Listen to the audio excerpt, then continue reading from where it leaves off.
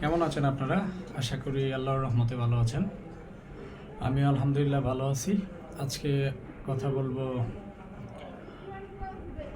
Gastritis বা গ্যাসের প্রবলেমে আমরা যে ওষুধগুলো খাই, বা প্রোটন পাম্প ইনহিবিটর এবং নিউট্রালাইজ যেগুলো অ্যান্টাসিড প্লাস, এইসব বিষয় নিয়ে। আমাদের দেশে গ্যাসের ওষুধ খাওয়াটা একদম রীতিমতো যে একটা ফ্যাশনের রূপ ধারণ করেছে। যেমন কারো কোনো একটু সমস্যা হলো, আমরা গ্যাসের ওষুধ খেয়ে নিচ্ছি। তো গ্যাসের ওষুধ কখন খাবেন না, এগুলো আগে জানতে হবে। আবার অতিরিক্ত গ্যাসের ওষুধ খেলে কী সমস্যাগুলো তৈরি হয় সেগুলোও জানা উচিত। কারণ আমাদের বর্তমান যে দেশের পরিস্থিতি, যে ফার্মেসি যিনি চালাচ্ছে উনি ভালো ডাক্তার, যিনি পড়াশোনা করেছে উনি কিছুই জানে না, এই টেন্ডেন্সি তৈরি হয়েছে। তো আমার মনে হয় যে আমাদের কিছু বিষয়গুলো সচেতন হওয়া দরকার। যখন ডাক্তার আপনাকে গ্যাসের ওষুধ প্রেসক্রাইব করে, অবশ্যই আপনাকে নির্দিষ্ট একটা টাইম বলে দেয় যে আপনি হয়তো 14 দিন অথবা 3 সপ্তাহ এটা সেবন করবেন, অথবা যতদিন আপনি অ্যান্টিবায়োটিক বা ব্যথার ওষুধ খাচ্ছেন ততদিন এটা খাবেন। কিন্তু পরবর্তীতে দেখা যায় যে আমাদের চিকিৎসকদের যে পরামর্শ সেটা আর মানা হয় না। রোগী তার নিজের চিকিৎসা নলেজ দিয়ে, মনে নিজের নলেজ দিয়ে সে তার পরবর্তী সময়টুকু গ্যাসের ওষুধগুলো যখন প্রবলেম ফেস করে তখনই খেয়ে নেয়। আমার পরামর্শ হচ্ছে আপনাকে জানতে হবে এটা কি খাচ্ছেন এবং কেন খাচ্ছেন। না জেনে কোনো ওষুধ খাওয়াটা উচিত নয়।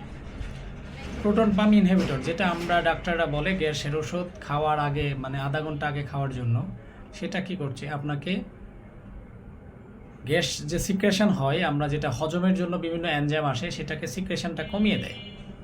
ধরেন এই সিএলটা আপনার হজমে হেল্প করছে, যখন এটা খাওয়া হচ্ছে এটার নির্দিষ্ট পরিমাণ সিক্রেশন হচ্ছে, অনেক সময় কমে যাচ্ছে। তো লং টাইম যখন কমে যাচ্ছে তখন আপনার হজম শক্তি কিন্তু কমে যাবে। রেগুলার গ্যাসের ওষুধ খাওয়া যাবে না। আপনাকে অবশ্যই যখন সমস্যা হবে, কোনো ব্যথার ওষুধ খাবেন, তখন গ্যাসের ওষুধ খাবেন। ধরেন আপনার গ্যাস প্রচণ্ড বেড়ে গেছে, তারপর আমরা কি করছেন, সেম প্রোটন পাম্প ইনহিবিটর, যেটা আমরা ধরেন সেক্লো নামে পাওয়া যায়, তারপরে পেন্টোনিক্স, আরও অনেক কোম্পানির নাম আছে। তো এগুলো আমরা খেয়ে নিচ্ছি, কিন্তু আমরা জানি না কখন কোন ওষুধটা খেতে হবে। ধরেন গ্যাসের ওষুধটা, যেটা কারো নর্মাল অনেক দিন গ্যাসের সমস্যা বা আলসার, তাদের জন্য হচ্ছে যেন খাবার আগে আধা ঘন্টা আগে খেতে হবে।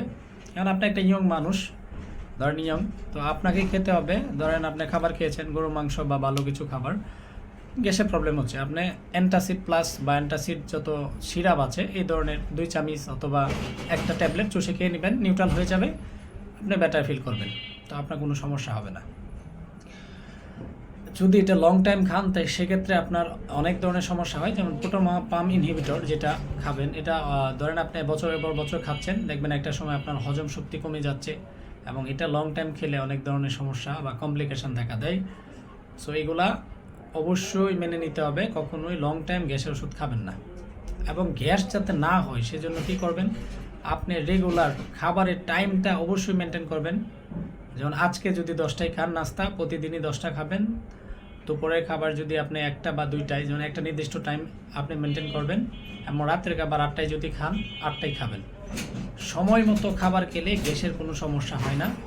তো এগুলো আপনাকে অবশ্যই মেনে চলতে হবে।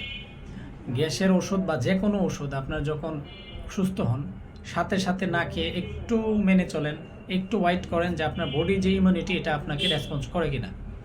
আশা করি এগুলা যদি মেনে চলেন আপনি ভালো থাকবেন, উপকৃত হবেন। ধন্যবাদ।